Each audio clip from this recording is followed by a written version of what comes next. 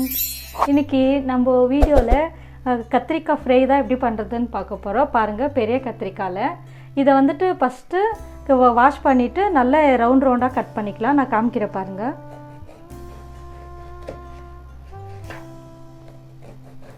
எல்லாமே இந்த மாதிரி நல்ல ஸ்லேஸாக தின்னாக ரவுண்டாக பண்ணிக்கோங்க. பாருங்கள், ஃபுல்லாக கட் பண்ணிவிட்டேன். இப்போது இது மசாலா தான் எப்படி பண்ணுறதுன்னு பார்க்கலாம்.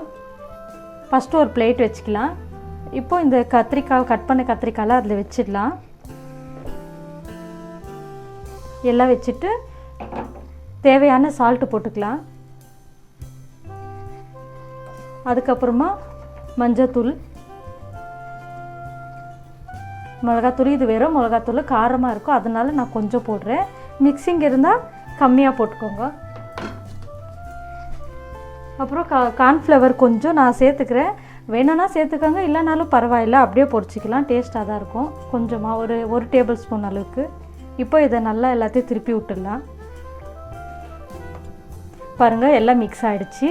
இந்த மாதிரி எல்லாம் மசாலா தடவிட்டோம். இப்போ ஒரு தவாவில் இல்லை ஃபேனில் எதுலனாலும் பொரிச்சிக்கலாம். பாருங்கள், இந்த மாதிரி கடாய் இப்படி அகலமாக இருக்கிற மாதிரி இருந்தால் இதுலேயே வறுத்துக்கலாம். கடாய் காஞ்சிச்சு. இப்போ எண்ணெய் ஊற்றிக்கிறேன் நான். இப்போது எண்ணெய் காஞ்ச உடனே இந்த மாதிரி ஒன்றா வச்சுருங்க. இது கத்திரிக்காய் தானே, ரொம்ப சீக்கிரம் ஆகிடும். பாருங்கள், ஒரு சைடு ஆயிடுச்சு. இப்போ இதை வந்துட்டு இந்த மாதிரி திருப்பிடலாம். எல்லாம் திருப்பி இதையும் இன்னொரு வாட்டி ஃப்ரை பண்ணிடலாம்.